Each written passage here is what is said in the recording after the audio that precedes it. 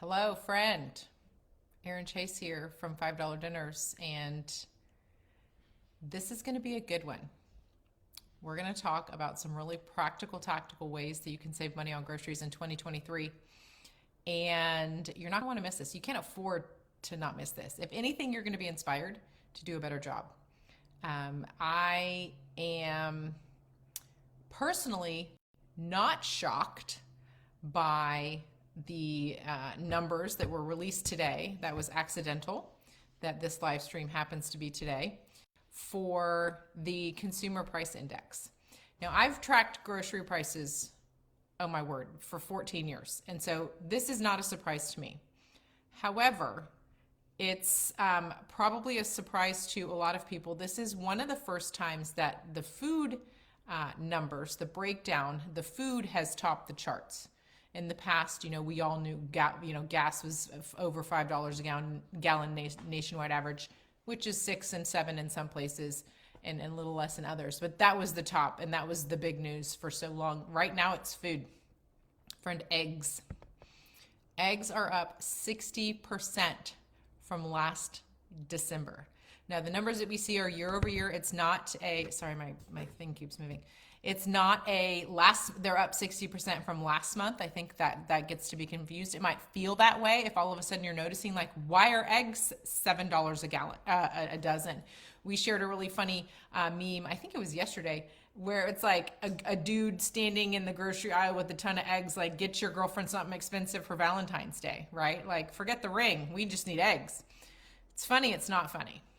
One of my favorite grocery savings tips has been lately, up until I would say probably about a month or two ago, was to save on protein by substituting like a breakfast for dinner type of a meal.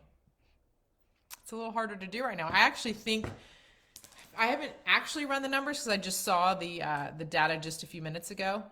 But I think it would be more expensive than like an egg dish, like like a frittata or something like that, than like a chicken bake. I need to run the numbers, but it's going to be really close because in the past, I could do like the egg protein is about half the cost of like pork chops or even ground beef or chicken or something like that when you're making a meal for a family of 4, or in my case, 6. And so I think right now those eggs are going to be putting the price competition onto the other protein costs. So maybe eggs and actually that's not one of my suggestions tonight, but we're going to get into that. 5 ways to save on groceries in 2023. And I cannot see comments. I'm looking for them, which is why I probably look like I'm a little bit distracted here. I feel like every time I come to do a live stream, the setup changes. It had me in a loop, which is why I was a few minutes late. Here. Okay. All right. Does prices. Okay. You guys, I'm tracking with you. I got the comments now. I'm sorry about that. They're rolling here.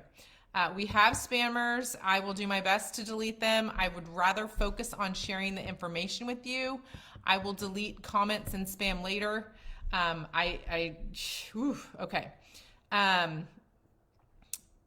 was like, oh, great. I'm going to run. I needed to get I prefer to buy maple syrup. We've been having to eat a lot of maple syrup lately because of my youngest son's food allergy restrictions. And it's been it's a whole other story for a whole other day. Maybe I'll do a podcast about it at one point. We're still not to the bottom of that, but once we are, I think I will let you know because it's a really important thing to talk about. But all that to say, I've been buying syrup, a lot of maple syrup, because that is the only sugar sweetener, I guess I should say, I guess maple syrup is sugar, that he's allowed to eat, and no other kinds, nothing. So he's very limited in what he can eat. Anyways, I've been going to Costco to buy that. So I thought, oh, maybe the egg prices won't be so bad at Costco because traditionally they're a little bit better, especially if you're buying in bulk. And we buy a lot of eggs around here, just with scrambled eggs for breakfast and using them for baking. And I've been using them to make these homemade gluten-free, dairy-free pancakes for Austin and all these things. And so I thought, oh, great, this will be fantastic. No, okay. The percentage increase of eggs is 60% according to the CPI data. And I'm looking on CNBC, just where I found a convenient chart. So I was like, oh, it won't be so bad. It won't be so bad. You know, I can see that price increase for a dozen at my local, just my regular grocery store. Literally, it is 60% higher even at Costco, even for the big bulk. I'll get the pack that's, I think it's 5 dozen. Oh my goodness. So yes, Cindy, you are correct. I have heard that as well. Cindy's commenting about the egg issue being related to the avian flu. I have heard that as well. So all that to say, eggs is not the go-to, but we can lament with each other here and be considerate of that. I would, 30, Allison, 5 dozen, 30 in Louisiana, if you can find them. So I got them for 5 dozen for $16 at Costco yesterday. It used to be that same box of 5 dozen was $9.99. So it's gone from 10 to 16. So there's your jump there. But yes, it is my friend Star. Hi, love. Happy belated birthday. The chickens in the backyard is sounding real sexy right now. If only I wasn't afraid of I know they don't fly, but I don't like it when they flap, whatever. That's not why we're here. Okay. Now we can all, don't mind me. Okay. Katie's sharing to use chia seeds in place of eggs. That is a fantastic tip. Anybody who has had to bake without eggs for whatever food allergy reasons, let's say, share any ideas that you have. I was going to share this. I actually did this recipe at the very beginning of the COVID lockdowns and whatnot. This is quarantine cake. It does not have any eggs. It's based on the depression cake. I mixed in some mini chocolate chips in there, and then I also did a frosting. The frosting does have some melted butter. Butter prices are also insane right now, but I am going to encourage you with this. Well, we're going to get to the tracking and intention part. So let's just, eggs and butter were topping the chart of the year-over-year increase from last December to this December. So many other foods in there: white bread, coffee, dairy, roasted coffee was differentiated. Lettuce is also up 25%. So I love a good salad, but I might be switching to soups for a bit here because that's what I prefer, to eat a salad for lunch every day. But okay, hear this. I have 3 words to share with you. I'm going to share them with you right now. 3 words. Take notes, write these down, keep lamenting in the comments. We're all going through this together.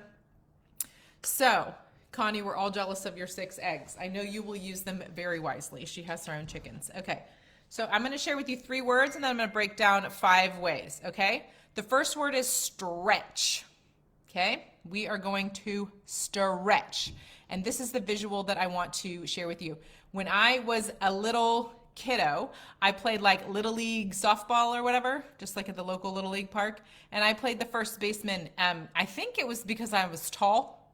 I can't say I was real good at it, but I'm tall. So they put me on first base because I was tall and my legs were real long so I could stretch. So I want you to think about Aaron on first base, stretching, keeping my foot and stretching to catch the ball. Because when you have a bunch of 10 and 12-year-olds throwing a ball towards first base, it literally goes all over the place, okay? Anyways, there's your visual. Stretch is word number 1. And we're going to break that down into 3 parts. Word number 2 is track, especially those categories that I listed. I need you to be keep a spreadsheet on your phone, the notes app on your phone, write it on the back of an envelope. I don't really care. I want you to be tracking the prices of those things, and I want you to be tracking your overall spending. We're going to get there. I'm jumping ahead. And the last is actually a phrase. It's think sale to freezer, and I'll break that down for you. And I have a full live prep session that's going to be happening in the morning, tomorrow morning at 9 a.m. Central. I know that's really early, but everything is available on replay. So if you can't hang out with me live, you can always catch the replay. So let's go back to the first word is stretch. The first thing I want you to think about is stretching the life of the product. Okay, so a couple, and you guys can share examples if you think of something in here that, as I'm talking, if you think of something else, please add it. Here's an example of stretching eggs. Don't use them and make the quarantine cake, okay? So that's just a really easy, simple, that's technically not stretching, that's omitting, but you get the idea. I want you to cut your dryer sheets in half, okay?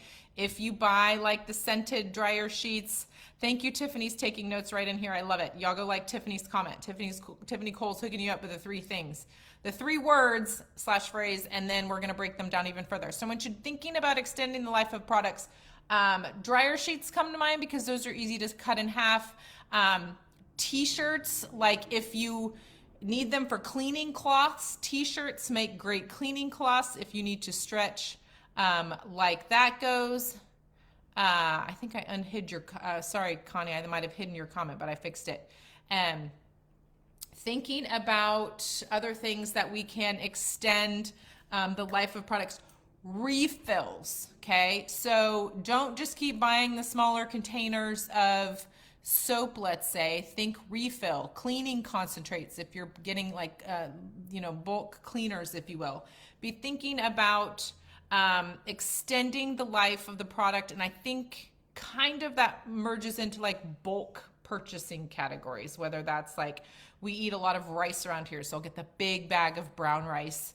I think it's a 15-pound bag of brown rice is what we do there. So thinking about how you can extend the life of a product by either cutting it half or getting a better like price per ounce by getting it in bulk. So thinking like extend. I know like storage and space and whatnot, so just be selective and be smart with what you do with extending the life of your products and thinking in bulk. So that's the first one, is extend / bulk. The second one is what can you do that's like reusable? So I've kind of merged into that. My girl Star here is sharing about taking socks, singles or mismatched socks, and turning them into cleaning cloths. Adore that. That's so brilliant. Do that at your house. I literally have a pile. Did you guys do this? So I have a little pile. I have a little like thing. I wish I could show you. It's over there. A little thing in my laundry room. It's like a little basket, actually. It's a cute little silver basket. It's like hanging on the wall. And it's where I do keep dryer sheets that are cut in half. And I also keep the mismatched socks there. And I'm so hopeful, friends. I'll have like other mismatches, and I'll take the mismatches from the existing load and go over and try and match them up in the mismatch bin. And there's still not a match. Whatever. It's like the mismatched socks in the Tupperware lids. We just don't know where they go. It's all fine. All fine and dandy. Becky, I love that, using baking soda in laundry for brightening, removing smells. I love that. Super simple. Baking soda is real cheap, especially if you're doing like the big bulk bags. I do have a big bulk thing of vinegar. I like to use that for cleaning as well. All of that. So thinking reusable. So those are a couple cleaning ideas. I also want you to think about like making homemade. Reusable and homemade is kind of go hand in hand as well. So like taco seasoning, I have like right here in the spice cabinet. Those are the ingredients for tomorrow morning, by the way. Spice cabinet, I have like, I made my own pumpkin spice mix. I made my own apple spice mix using ingredients that I already had. Like I already had ginger, I already had allspice. So I mixed and matched those in the right ratio, get this perfect little homemade spice. Taco seasoning, I always have a jar of taco seasoning. If I make a big batch, then I'll store it in the freezer so it'll last a little bit longer. I just use the little reusable like canning jars, if you will.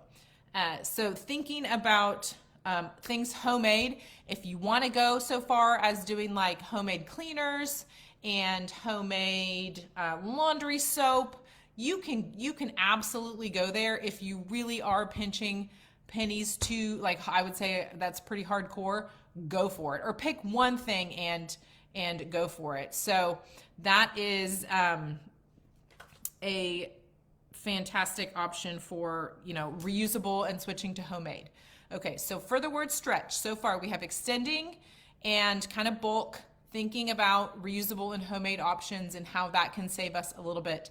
What can we do? Get creative with what we already have on hand and whatnot. Okay, so those are the first two of stretch. The third of stretch, and I've already seen this chatter a little bit here in the comments, is going to be stretching proteins. I led with eggs and that whole debacle. I do believe the egg prices will pull back a little bit. I think they might land a little higher than they had been, but it's all dependent, on the market and the restocking and this post-avian flu and all of that. and whatnot. So there are a lot of factors that go into this, but I do think that they'll come back down and level back off to the prices that we had been seeing. So a little side note there, but stretching proteins. This is so important. I've literally done this for so many years. It saved us so much money. The easiest, my favorite way to do it is to just add beans to whatever you're making. So a couple of, it doesn't, and I don't do it every single time. Don't get me wrong. We don't eat beans at every meal around here, but I'm very mindful of mixing in beans to stretch ground beef. If I'm doing like an Italian-based soup, I might sneak in some white beans. White beans are generally bland, and they will also absorb whatever flavors you put them into. And so that makes them a really fantastic addition. They're super affordable, they're super filling, they're loaded with fiber. They're an incomplete protein on their own. If you add them with, combine them with another incomplete protein, like let's say brown rice. So brown rice plus, let's say, pinto beans or black beans, together, that makes a complete protein, which is one of the reasons they're so filling, but also they have great fiber. And so they're really a fantastic option, both, nutrition-wise, but also dollar sign-wise. And so I want you to be thinking about how you can use beans to stretch protein. I have mixed refried beans into taco meat. Nobody knew. It doesn't change the flavor, okay? You could mix, I would say maybe some white beans or cannellini beans, and even with like spaghetti sauce, lentils into spaghetti sauce. Again, lentils are a great way to stretch proteins as well. They're super small, they're itty bitty, they take on whatever flavor it is you're cooking with them, and it's just a really fantastic way to stretch those proteins. I can take a pound of ground beef with some beans, and that's easily 6 to 8 servings, which we need 6 to 8 servings around here, depending on what we're making, because these boys are ginormous and they eat a ton, especially because it's basketball season right now. But I want you to be thinking about that. I love the comments. I can't read every single one of them, but keep them coming.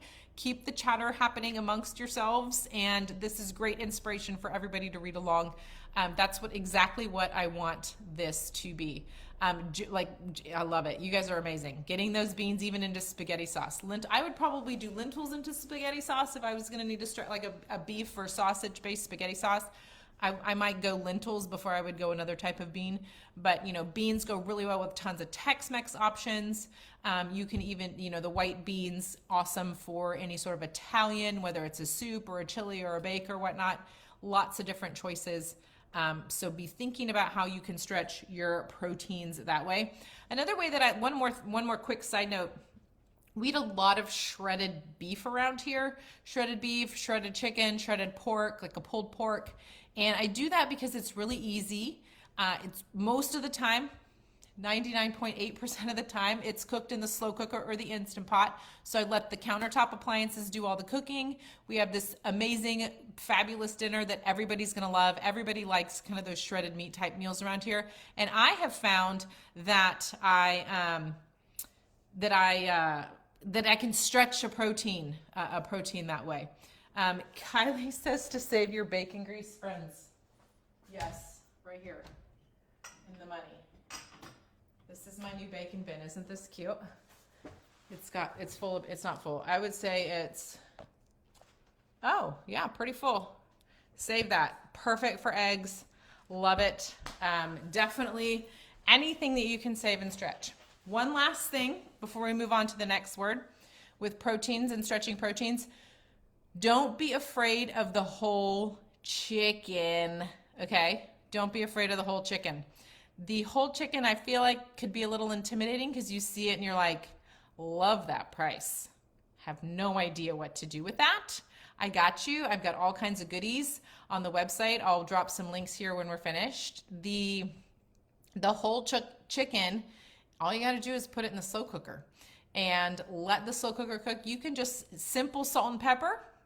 Okay, you can also add onions and carrots and celery and all those other types of things that you might think of for pulling that into, adding a little extra flavor to the chicken, and then to ultimately the stock that you're going to be able to get from cooking the whole chicken. So when you cook a whole chicken in the slow cooker, you get the chicken meat. After it's cooked, you get the chicken meat, and you can pull that up, pull that apart. You get dark meat, you get white meat. You also get some stock from in the slow cooker. You can strain, I would just strain it all off, skim off the fat. You got that there. And last, you can take the bones and put that into some water and make another with some, probably I would add some onions and maybe a couple garlic cloves, maybe a little carrot or something like that to give it a little extra flavor. And you've taken that ultra cheap whole chicken and made all kinds of goodies from it. I can help you with that. I have the recipes on the website. Let's see. Quick questions. Oh, that's not good, Cynthia. Yeah, you need one of these little bacon bins. They're so cute. Okay, do you have anything for vegetarian, pescatarian? Tasha, yes. Really quickly before we move on about stretching proteins. Vegetarian is generally, I don't want to say it's cheaper. It's a little, the kind of price per meal, if you will, the breakdown is a little different. I would say it's a little cheaper because you're not heavy on the protein cost, like a meat or animal-based protein cost is not quite as high, but you'll have other ingredients that you're kind of filling in to have that protein to your meal, right? And so you're already a little bit cheaper by eating vegetarian. Just be mindful of produce costs and be mindful of price comparison to what's in the freezer versus what's fresh and what could work well depending on kind of the types of and style of meals that you're eating on the regular. Does that make sense? Hopefully that answers your question. Pescatarian, I would say every time you go to the store, scan the prices and anything that might be discounted or is on sale at your particular store that week in the seafood compartment. And I say that because seafood, they have to move that really quickly. And they often, this has been my experience, it might be different where you are, but just be mindful of they often don't advertise seafood sales at the store level, like even the region, like, the sale ad goes out to, 78 grocery stores in this particular section or region or whatever. So that's a little harder to predict and order enough seafood because the volume of purchasing is not quite the same as other meat proteins or animal proteins. And so I have found that the sales are even down to the individual store level. So my habit is every time I go past, it's my produce section and then there's the seafood section right there. Every time I go past there, I just scan as I'm walking, and don't hit anybody else with your cart, but you get the idea. Be checking and seeing if you can get anything that is on sale that is at your particular store that week. Does that make sense? And of course, if you do see something on sale and you can get it prepared and into the freezer with a glaze or a marinade of some kind, go ahead and grab 2 or 3, fillets or whatever, however many meals worth that you need. Okay. Allison, girl, you're going to be making broth soon after this. All right, I'm just scanning real quick. Okay, let's recap the word stretch, and then we're going to move on. 1, extend the life of your products, kind of thinking bulk products as well. 2, with my vision, Nicole, good question. Sorry, I scan, I just look for the little sale tags as I go down, if it's a tilapia or a salmon or something, or cod, something like that. I'll even check the freezer tags as well, because my store has the frozen seafood right next to the fresh seafood. So I'm scanning with my eyes. Sorry, good question. Thinking reusable and homemade is number 2. And then number 3 is stretching out those proteins as best you can in any way that you can. Every little bit is going to count, especially when we're in these inflated price season. And I'll say this again, if you missed it earlier, I don't think these prices are going to stay like this. They will level back off. Over the years, I've seen prices hop up and down for various reasons. This is probably 10 years ago now. The beef prices went up because there was a drought and there was just a beef shortage that came back down. One year there was a canned pumpkin shortage. Imagine not having a pumpkin pie. Anyways, that was a whole fiasco. That was like 2009. But it all goes like this, okay? So don't worry, but we still need to hold on, and we need to be very, very smart as we move through this season, which is why we're here chatting tonight. Let's move on to word number 2, which is track. Okay. I want you to be, and there have been some comments peppered in here throughout the last few minutes about this, but I want you to be very intentional with how you're tracking. Okay. I want you to just like make this your thing, at least for the next couple of weeks until you get kind of a handle on it. And here's why I say that. We got to eat every day, right? We got to feed our humans every day. And some days that's a little easier than others. Some days schedules get frazzled and we get overwhelmed and we buzz through the drive-through and then we move on to the next day, right? Well, which is fine. That happens. And so what doesn't typically happen for most of us, just because life is busy, we have work, we have our kids, we have activities, we're trying to keep up with, the laundry. Y'all should see my piles of laundry here. It's like 6 mountains right here. It's a whole situation, but we'll get to it. And anyways, what we don't do is we don't track how much we're spending on food day to day / week to week, which then becomes month to month, because we just have to eat today. Well, okay, well, it costs something. Well, we had to go out to eat. Well, we had to get this and we had to do that and I needed to get this. We might do an okay job of tracking that with like what we're spending weekly at the grocery store, especially right now when we're all feeling this pinch.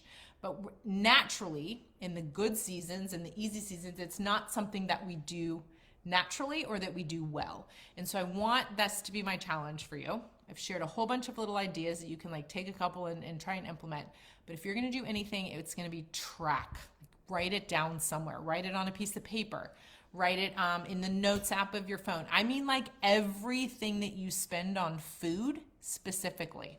So that's grocery store trips. It's orders that you put in through your grocery store's app for pickup or for delivery. It's if you stop to grab like snacks. I'm just using a random scenario, like I have to go to a basketball game tomorrow. So like, will I be stopping and needing to grab snacks or something? No, I won't, because I'm going to plan ahead. But thinking about all these scenarios, drive-through, takeout, sitting down at a restaurant, like I want you to add all of that up.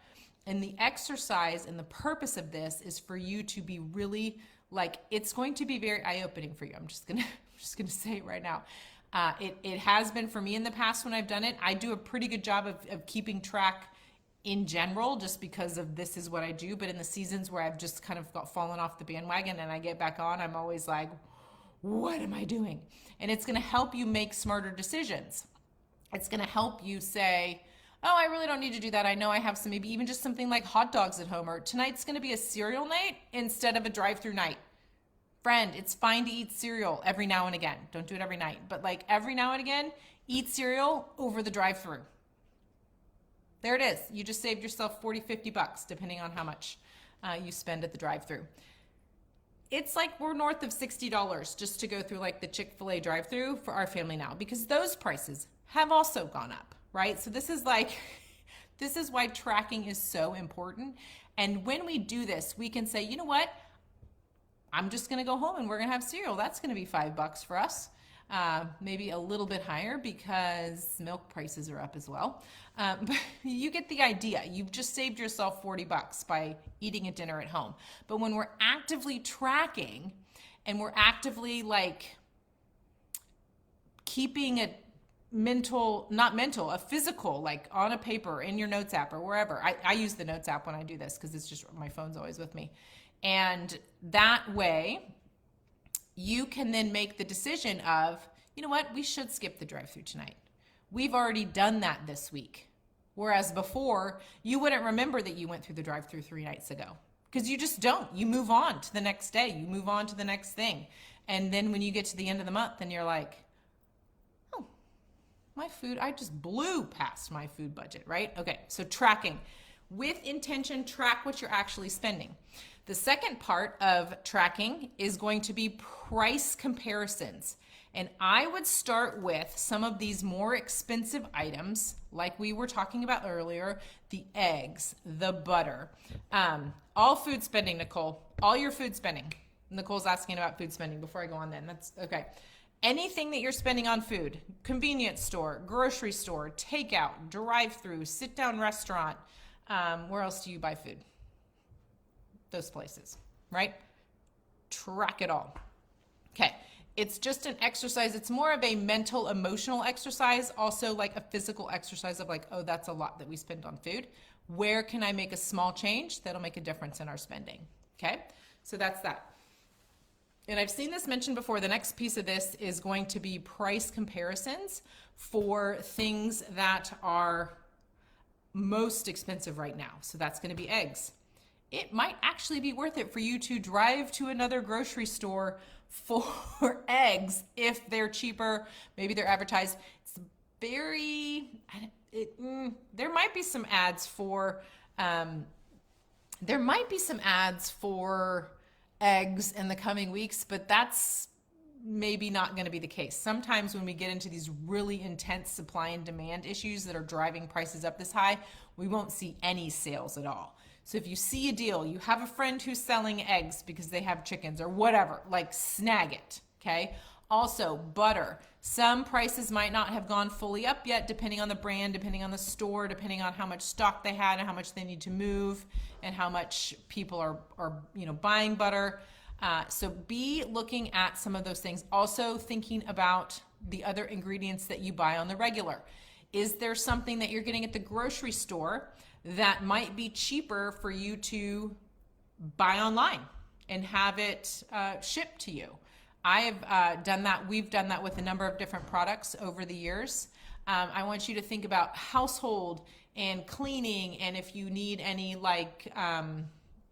vitamins or supplementy type things, do that research.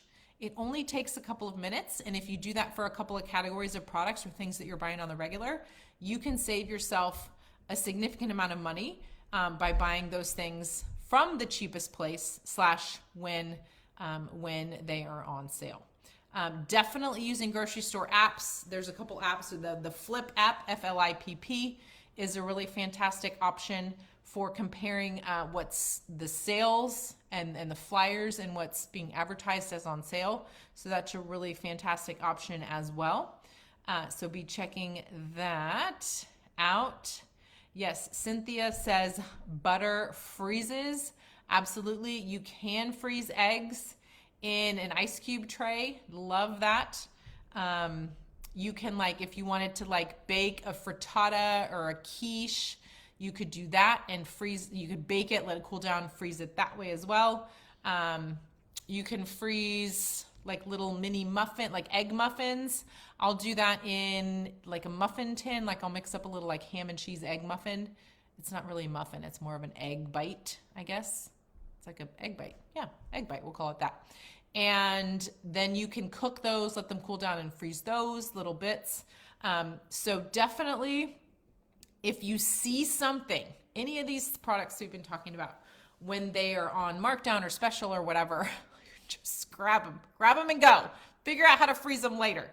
All the things that we've talked about so far, you can freeze, and we've chatted here, you can read those comments as well. Okay, so super fast recap before we move on to the last thing. The word stretch, extending the life of your products. I have my cheat sheet here so I don't forget anything. Extending the life of your products, thinking and going bulk, thinking reusable. What can you do that's homemade? Being creative with what you've already got, so it's one less thing that you have to buy. The third thing is stretching your proteins. We talked a lot about different ways to do that with meat and beans, and we also chatted a little bit about how to do that vegetarian or pescatarian style. Okay, the last phrase for tonight is sail to freezer. And I'm actually going to do a full live prep in tomorrow morning. I also had no idea how amazing y'all were going to be tonight and how chatty this was going to get. I hope this is helpful. I really appreciate you guys sticking around with me this whole time. I want this to be a time of encouragement and inspiration for you. You guys are sharing amazing ideas in the comments, so keep that coming.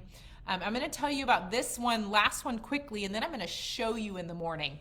I like to split this up so we can kind of break down some of the really tactical, practical, all these small little things that you can do differently to reduce your spending is one thing. And then I'm going to show you this, kind of start to finish, how you do this with getting meat when it's on sale and getting it into the freezer as a freezer meal. We're not doing meat on sale, put the package in the freezer. That is not how I roll. That is not what I recommend. Do not do that. You are setting yourself up for more work later because you have to thaw it and get it out of the package and the little thing gets stuck on there and it's gross. No, we're going to get the meat when it's on sale and get it turned into a freezer meal. And tomorrow morning, I'm going to be working through, the link is here in the comments. It's actually the pinned comment. I'm going to be working through this PDF. This is our Dinner Cooks Itself plan. I adore this plan so much. One, because of the recipes that are in it, but two, because everything cooks in the slow cooker or the Instant Pot. You get to pick. Tomorrow morning, I'm going to work through the slow cooker recipes. So how the My Freeze Easy method works is I'm going to take, in this particular PDF, I'm going to take 3 recipes, double to make 6 meals. Okay, so 3 different recipes. One of them calls for a beef roast, and the other 2 call for chicken. So on the off chance that your store has both of those things on sale this week, great for you. If not, you can use this sort of concept and this method with whatever protein. We also do have vegetarian and seafood options available in our entire program. That's a different story. But for tomorrow, what I want to show you is how you take the meat, in this case, the beef roast. Beef roast is on sale, buy 2. We're going to put 2 meals into the freezer. Same recipe, 2 meals worth, okay? When you see chicken on sale, the chicken ones are the ones I do the most often for the freezer because I think they're super easy, they're super versatile, and our family we just eat mostly, I would say, chicken and well, beef roast too. Actually, those are probably the 2 most, which is great. I'm going to be making those tomorrow. So anyways, all that to say, I'm going to be walking you through how this works. We're doing 3 recipes that double to make 6 meals. I have done freezer cooking 96 different ways, and this is by far the fastest, most efficient way to do it. So much so that I built an entire program and web apps and mobile apps and all kinds of things using this methodology. And so I'm going to break all of that down for you. But what I want you to hear tonight is when you see meat on sale, get a package or 2 or 4 or 6 to get you to the next time it's going to be on sale, either at that same store or at a nearby store. And the goal of that is to not pay full price for meat ever. Okay? And by full price, I mean like regular grocery store price. Get it when it's on sale. A common question that I get is what about warehouse pricing? So let me break that down really fast, and then we're going to wrap this up tonight because we're going to be together early tomorrow morning. I think I saw a question about tomorrow morning. The event is tomorrow morning. There is an event set up here on the page. Mary, I have all of this will be on a replay. I'm also going to put it on YouTube. Tomorrow morning will be on a replay as well. Both of the videos tonight and tomorrow morning will live here on our Facebook page. You can see them under the videos tab once they're posted after we're live. And I will also be putting both videos over onto our YouTube channel as well. So you can watch and listen when you have a minute, or if you're just joining us and you missed the beginning. So let us recap. Stretch, word number 1, stretching, extending the life of products, thinking bulk, thinking reusable, thinking homemade, stretching proteins. What can we do about stretching the actual physical products that we have, that we spent our good hard-earned money on? Okay, that's number 1. Number 2, I want you to track with intention all the money that you're spending on food, wherever you're spending it. If it's food or drink, track it. Write it down somewhere. Do it for a couple of weeks.